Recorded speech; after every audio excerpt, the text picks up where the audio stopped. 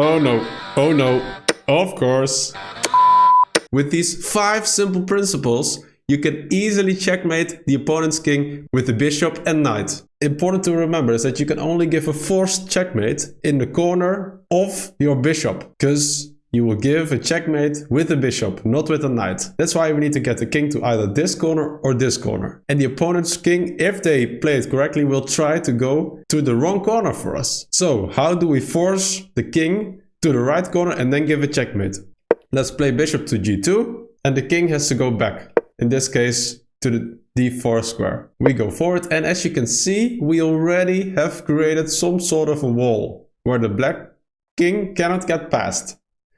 So it needs to go back, and we keep on chasing it. And after king to f5, we bring in our knight, and as you can see, we already created a wall here where the black king cannot get past. So if the king goes here, then we close the wall. See, these are squares the black king cannot get past.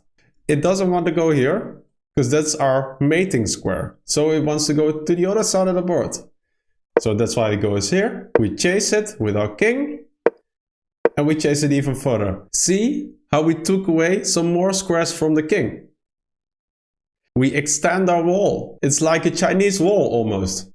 King goes back, we keep on chasing it. Even more squares we took away from the king. If the king goes here, well, if it goes here, that's what we want, right? Because then it already goes to the right corner. And see how all these squares are taken. So if it goes here, so you can just simply chase it with king to e5, right? And you take away even more squares.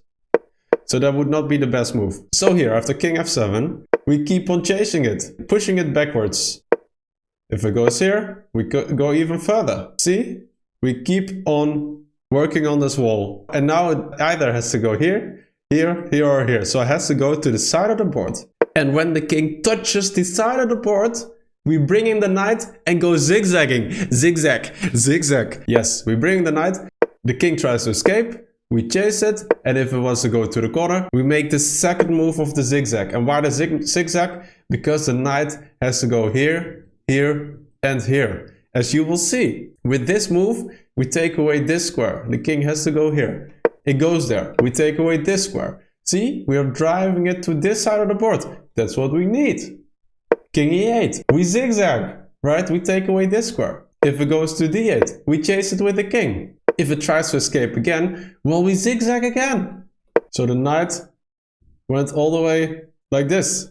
If the king goes here, we chase it again. If it tries to escape, we give a check. And we force it to this side. And you can see that the space the king has is shrinking move by move. If the king goes here, we finalize our zigzag. This is the last move of our zigzag. If the king goes here, we play a smart move to create the walled garden. We play bishop to e4. If the king tries to escape this way, we put a bishop here, taking away this square. King has to go here. We give a check. If it goes here, we have an unforced checkmate, because the king also could have gone here. That's the best move. We chase it and see that the king is boxed in this walled garden. It cannot go anywhere. Great. King a7. And now we need to execute our mating pattern. And now we play king to c7, and the king has only 2 squares left. So we need to start working on our mating pattern. If the king goes to a8, a check with the bishop would not be the right move, because remember, we need to checkmate with a bishop. The last move needs to be a bishop move.